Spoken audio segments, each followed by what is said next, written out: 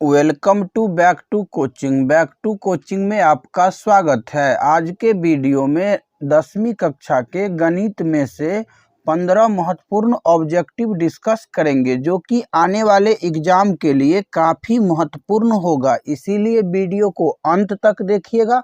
अगर वीडियो पसंद आए तो लाइक और शेयर जरूर करिएगा। अगर अभी तक चैनल को सब्सक्राइब नहीं किए हैं तो सब्सक्राइब कर लीजिए, क्योंकि यहाँ ऐसे ही ज्ञानवर्धक वीडियो लाता रहता हूँ। तो चलिए शुरू करते हैं क्वेश्चन नंबर 1 से। क्वेश्चन नंबर 1 से लेकर के क्वेश्चन नंबर 15 तक आप स्वयं से भी सॉल्व करते जाइएगा, और 15 में से कितना सही कर पाए वो भी कमेंट बॉक्स में जरूर लिखिएगा। तो चलिए देख लेते हैं क्वेश्चन नंबर 1 क्या है। तो देखिए क्वेश्चन नंबर 1 दिया गया है कि 3, 4, 7, 2, 7, 6, 7, 8 का बहुलक है। ऑप्शन दिया गया है 2, 3, 7, 9। तो इसमें सही आंसर क्या होगा? तो देखिए यहाँ पर निकालना क्या है, बहुलक। यहाँ अगर बहुलक को 2 भाग में तोड़िएगा तो बहु प्लस लक हो जाएगा। यानी बहु मतलब होता है अधिक यहाँ पर, और लक मतलब हो गया चांस, या फिर इसको कहिए बार। यानी कि जो अधिक बार आएगा वही क्या होगा, बहुलक होगा। जो अधिक बार आएगा वही क्या होगा यहाँ पर, बहुलक। तो अब देख लीजिए कि इसमें कौन अधिक बार आया है। तो सबसे पहले यहाँ पर देखिए क्या दिया गया है। तो सबसे पहले यहाँ पर दिया गया है 3। 3 कितना बार आया है? तो 3 आया है 1 बार। 4 कितना बार आया है? तो 4 आया है इसमें 1 बार। उसके बाद है 7। 7 इसमें आया है 1 बार, 2 बार, 3 बार। 7 आया है 3 बार। उसके बाद है 2। 2 भी आया है 1 बार। उसके बाद है 6। 6 आया है 1 बार, और 8 भी आया है 1 बार। सबसे अधिक बार कौन आया है? तो सबसे अधिक बार इसमें 7 आया है। तो यहाँ पर हो जाएगा इसका बहुलक कितना हो जाएगा, 7। तो पहला का सी आंसर सही होगा। अगला क्वेश्चन दिया गया है कि 13 और 19 के बीच समानांतर माध्य है। 13, 16, 19, 12। देखिए यहाँ पर 13 और 19 का क्या निकालना है, तो माध्य निकालना है। तो 13 प्लस 19 बट्टे 2, परीक्षणों का योग बट्टे परीक्षणों की संख्या होता है। तो अभी दोनों को जोड़िएगा तो ये हो जाएगा 9 3 12 और 2 1 3 बट्टे 2। काटिएगा तो ये 16 बार में पूरा पूरा कट जाएगा। यानी इसका सही आंसर हो जाएगा ऑप्शन दूसरा। अगला क्वेश्चन दिया गया है क्वेश्चन नंबर 3। यदि द्विघात समीकरण x² माइनस px प्लस 4 बराबर 0 के मूल बराबर हो तो p बराबर क्या होगा? यानी p का मान निकालना है। तो सबसे पहले देखिए यहाँ पर मूल दिया गया है बराबर। सबसे पहले यहाँ पर देखिए अगर मूल बराबर है तो d बराबर क्या होगा, 0। अगर मूल असमान होता है तो d जो है 0 से बड़ा होता है। अगर मूल अवास्तविक होता है तो क्या होता है, तो d जो है 0 से छोटा होता है। ये सब याद रखिएगा, ऑब्जेक्टिव में पूछा जाता है। जब d बराबर होगा 0 के तब मूल क्या होगा, तब अल्फा और बीटा दोनों क्या होगा, बराबर होगा। जब d बड़ा होगा 0 से तो अल्फा और बीटा दोनों क्या होगा, भिन्न होगा, यानी कि अलग अलग होगा। उसके बाद जब d का मान 0 से छोटा यानी कि माइनस में हो, उस समय में मूल क्या हो जाएगा, अवास्तविक होगा। ये सब याद रखिएगा, अवास्तविक। तो अब देखिए यहाँ पर सवाल क्या दिया गया है। सवाल दिया गया है यहाँ पर कि मूल बराबर हो। जब ये मूल बराबर है तो d बराबर क्या हो जाएगा, d बराबर 0। और d का फार्मूला क्या होता है, b² माइनस 4ac बराबर क्या हो जाएगा, 0।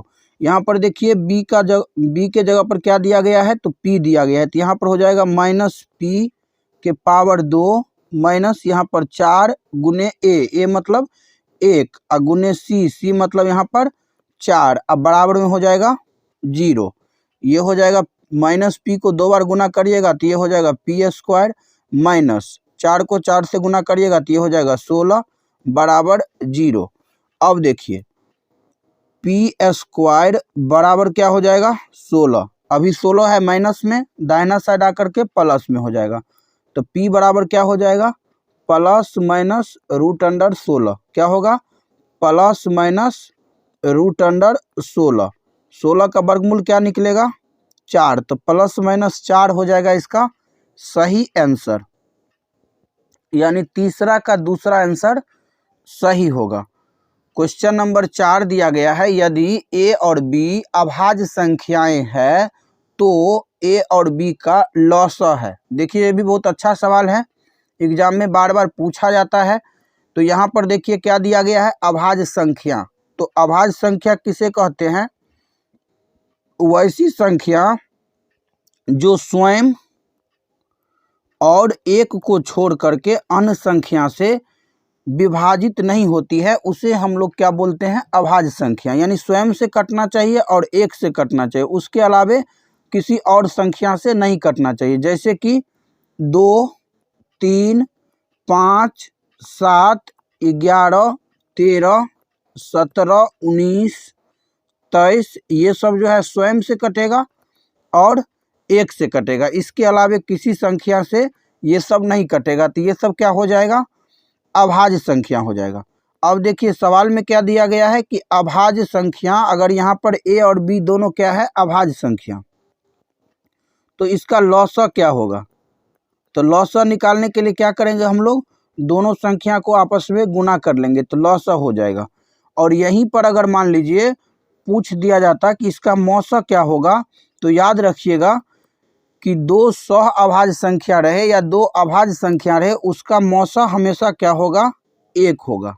ये याद रखिएगा, मौसा पूछा जाएगा तो 1, लॉसा पूछा जाएगा तो दोनों संख्या का गुणनफल। तो यहाँ पर हो जाएगा a गुने b, यानी कि चौथा का सी नंबर आंसर सही होगा।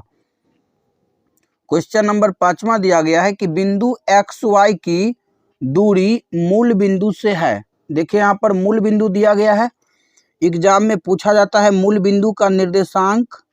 तो मूल बिंदु का निर्देशांक क्या होता है, मूल बिंदु का निर्देशांक होता है 0, 0। याद रखिएगा, मूल बिंदु का निर्देशांक 0, 0 होता है। यहाँ पर देखिए ये वाला होगा मूल बिंदु, इसका निर्देशांक हो जाएगा 0, 0। ये होगा x अक्ष, ये वाला होगा y अक्ष, तो इसको y बोलेंगे, इसको y डैश बोलेंगे, x है तो इसको x डैश बोलेंगे। ठीक, अब देखिए इधर होगा प्लस वाला, इधर होगा माइनस वाला, ऊपर भी होगा प्लस, नीचे होगा माइनस। ठीक, अब सवाल पर चलिए, सवाल क्या दिया गया है इसमें,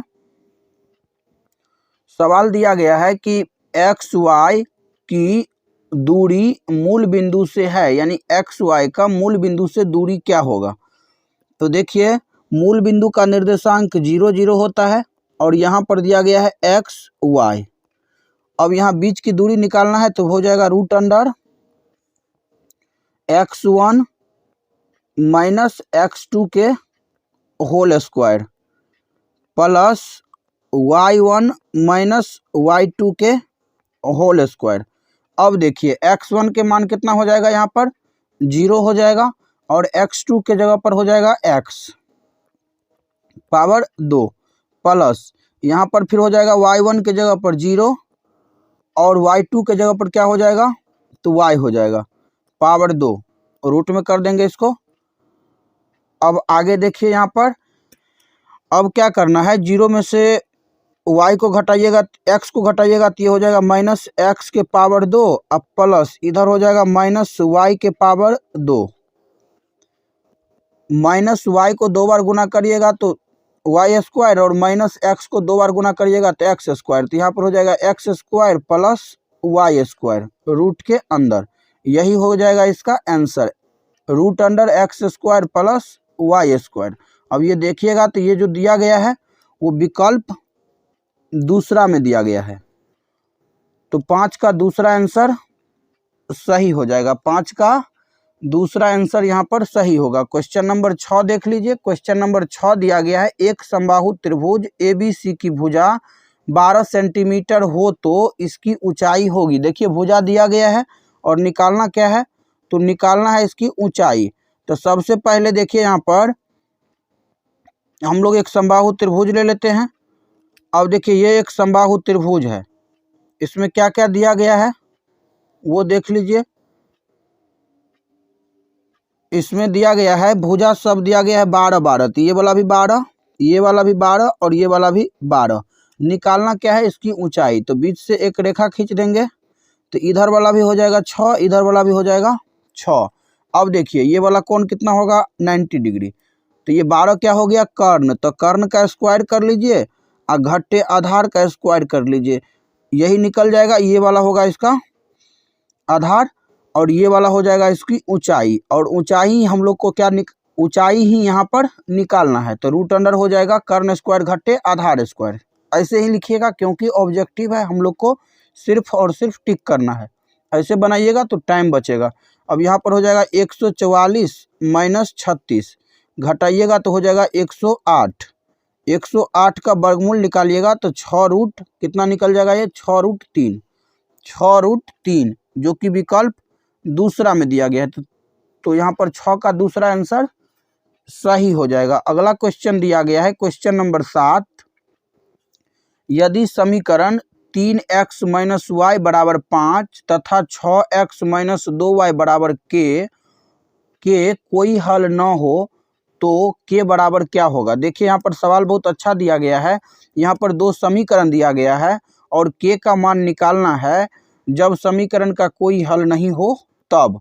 तो जब समीकरण का कोई हल नहीं होता है तो इसके लिए तरीका क्या है, a1 बट्टा a2 बराबर b1 बट्टा b2 अब बराबर नहीं c1 बट्टा c2, ये फार्मूला होता है। यहाँ पर a1 हो गया 3 और a2 हो गया 6, b1 हो गया -1 और b2 हो गया -2 और c1 हो गया 5 और c2 हो गया यहाँ पर k। अब देखिए ये भी कटेगा 1/2 हो जाएगा, ये भी 1/2 हो जाएगा। तो हम लोग को यहाँ पर क्या करना है 1/2 अब बराबर में 5/k कर लेना है, यानी इसको या तो पहला से या दूसरा से, दोनों तो बराबर ही है। तो k बराबर नहीं क्या हो जाएगा 10 हो जाएगा, यहाँ बराबर नहीं है तो बराबर नहीं 10, यानी k का मान हो जाएगा बराबर नहीं 10 जो कि विकल्प तीसरा में दिया गया है। तो 7 का तीसरा आंसर सही होगा। अगला क्वेश्चन दिया गया है क्वेश्चन नंबर 8, ध्यान से देखिएगा। सभी क्वेश्चन बहुत ज़्यादा महत्वपूर्ण है और आने वाले एग्जाम में पूछे जाने की बहुत ज़्यादा इस सब क्वेश्चन का चांस बनता है, इसीलिए क्वेश्चन को ध्यान से देखिएगा। अगर कोई डाउट हो तो कमेंट बॉक्स में वो भी जरूर लिखिएगा। अगला देखिए यहाँ पर क्वेश्चन नंबर 8 दिया गया है कि भूमि से 100 मीटर की ऊंचाई तथा 60 डिग्री के उन्नयन कोण पर उड़ती हुई एक पतंग की डोरी की लंबाई है। यहाँ पर देखिए पतंग उड़ रही है 100 मीटर की ऊंचाई पर और उन्नयन कोण दिया गया है 60 डिग्री, तो इसमें पतंग की डोरी की लंबाई ज्ञात करनी है। तो सबसे पहले देखिए ये हम लोग क्या करते हैं, यहाँ पर ऐसे करके एक चित्र बना लेते हैं।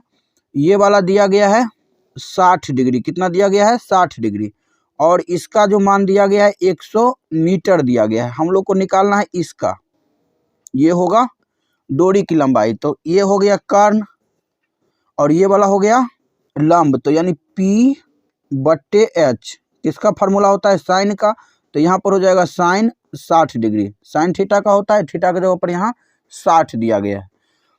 तो साइन 60 का मान होता है √3/2 बराबर यहाँ P का मान दिया गया है 100 और H का मान H कर देते हैं।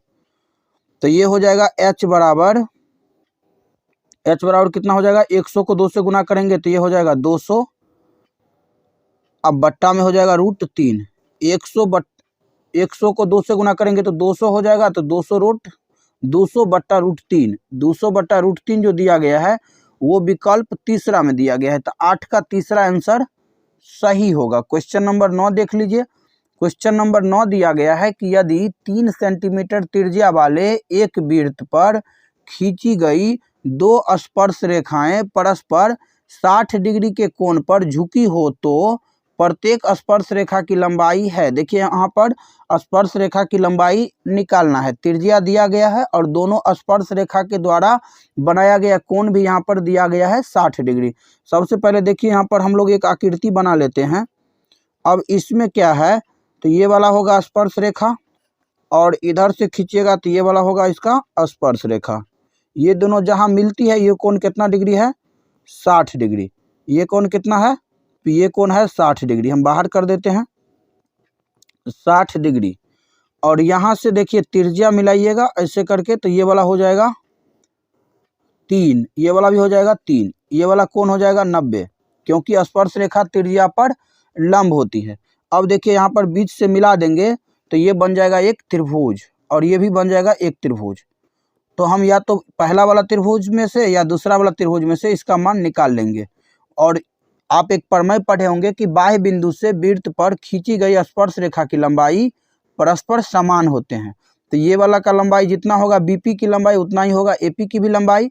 तो हम लोग या तो एपी निकाल लेंगे या बीपी निकाल लेंगे, दोनों क्या होगा, सेम होगा। अब देखिए यहाँ पर बीच से रेखा खींचे हैं और ये रेखा बराबर है, तो ये रेखा क्या करेगा, बीच वाला कोण को दो भाग में बांटेगा, यानी इधर भी हो जाएगा, इधर भी होगा 30 डिग्री और इधर भी होगा 30 डिग्री। क्लियर है। और ये वाला दिया गया है 90 डिग्री। 90 डिग्री के सामने का जो भुजा होगा उसको हम लोग क्या बोलते हैं, कर्ण। तो ये वाला क्या हो जाएगा, लंब हो जाएगा। ये वाला क्या हो जाएगा, लंब। और ये वाला होगा लंब, क्योंकि यहाँ थीटा है तो थीटा के सामने के भुजा होगा लंब, तो लंब हो गया यहाँ पर 3 और आधार यहाँ पर निकालना है। तो देखिए बहुत आसानी से हम लोग इस सवाल को सॉल्व कर सकते हैं। यहाँ पर देखिए हम लोग यहाँ पर लिखेंगे 10 30 डिग्री बराबर, तो P बट्टा B होगा। और 10 30 का मान कितना होता है, तो 10 30 का मान 1 बट्टा √3 होता है बराबर। यहाँ पर P दिया गया है 3 और B निकालना है, तो B को B लिख देते हैं। अब देखिए इसको गुना करिएगा तो B बराबर हो जाएगा 3√3।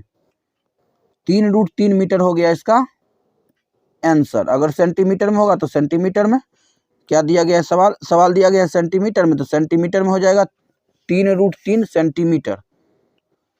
देखिए इसमें हम लोग क्या किए हैं, एक बार और समझ लीजिए। सबसे पहले ये आकृति दिया गया है, इस आकृति में ये वाला निकालना है, इसका मान निकालना है। और ये वाला 3 दिया गया है और यहाँ पर हो गया ये वाला कोण 30 डिग्री। तो थीटा के सामने जो भुजा होगा उसको हम लोग क्या बोलते हैं, P बोलते हैं, यानी कि लंब बोलते हैं।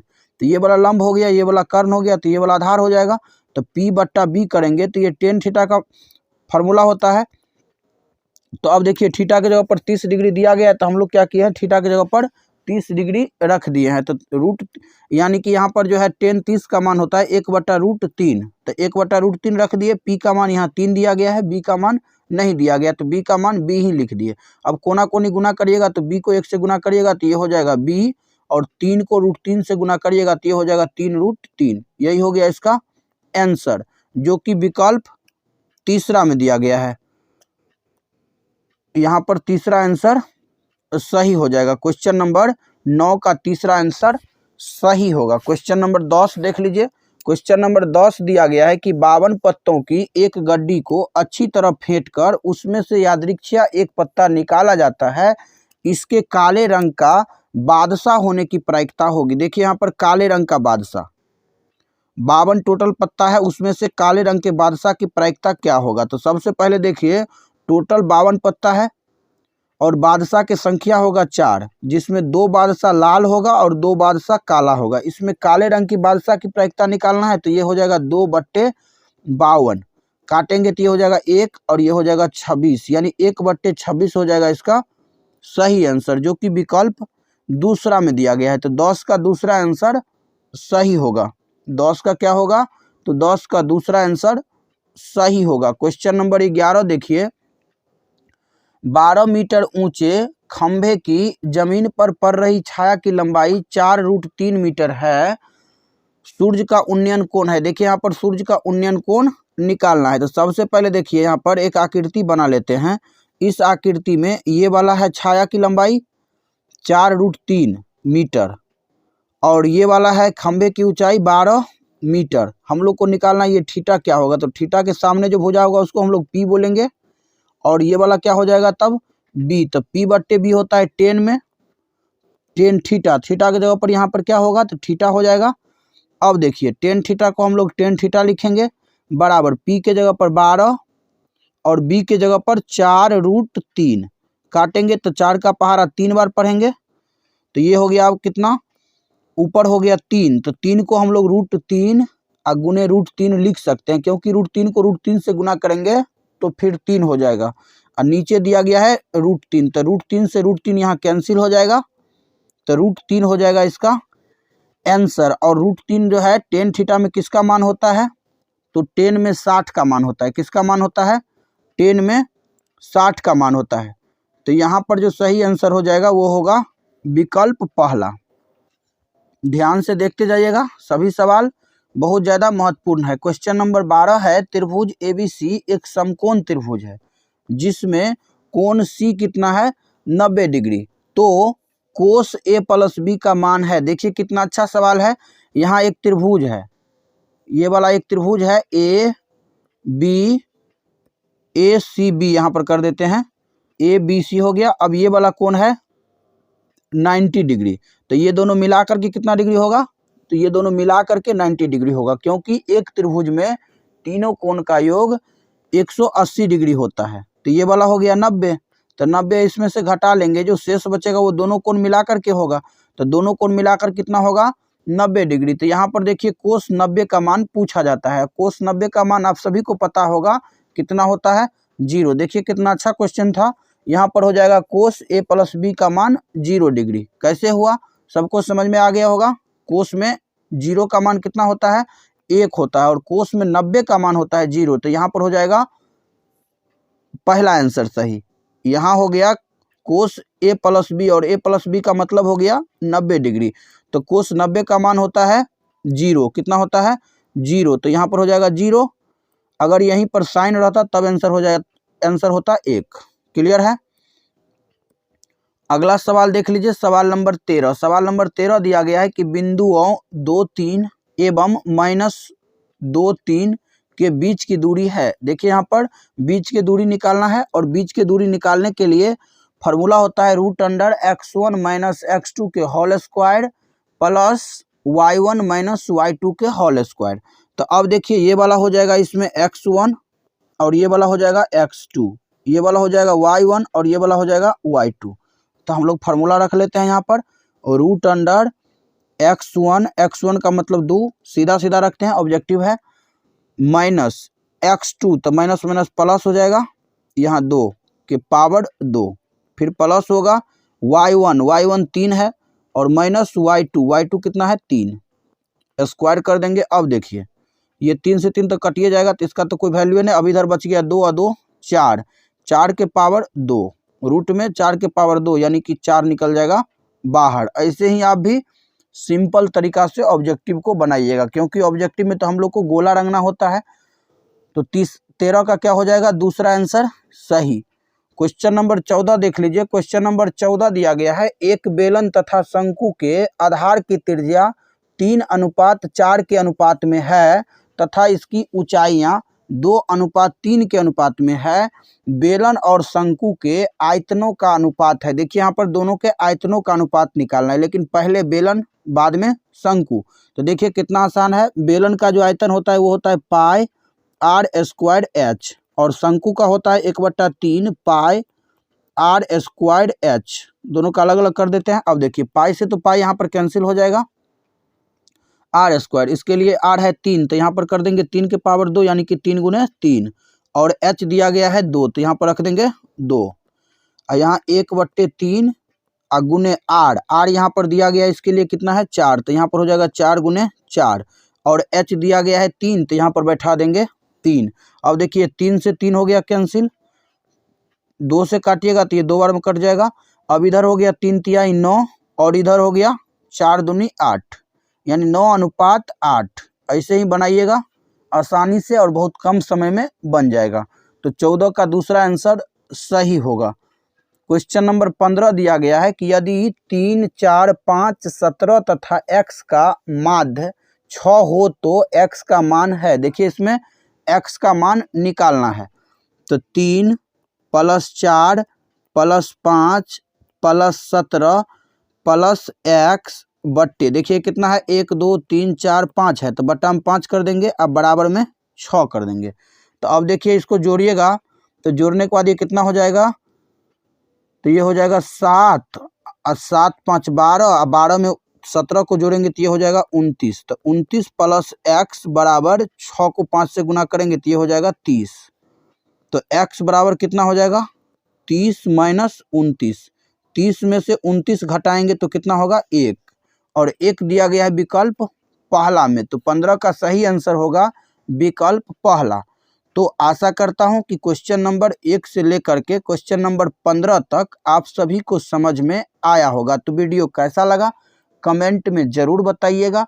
अगर वीडियो पसंद आया हो तो लाइक और शेयर ज़रूर करिएगा। अगर अभी तक चैनल को सब्सक्राइब नहीं किए हैं तो सब्सक्राइब कर लीजिए, क्योंकि यहाँ ऐसे ही ज्ञानवर्धक वीडियो लाता रहता हूँ। तो मिलते हैं अगले वीडियो में, तब तक के लिए जय हिंद जय भारत।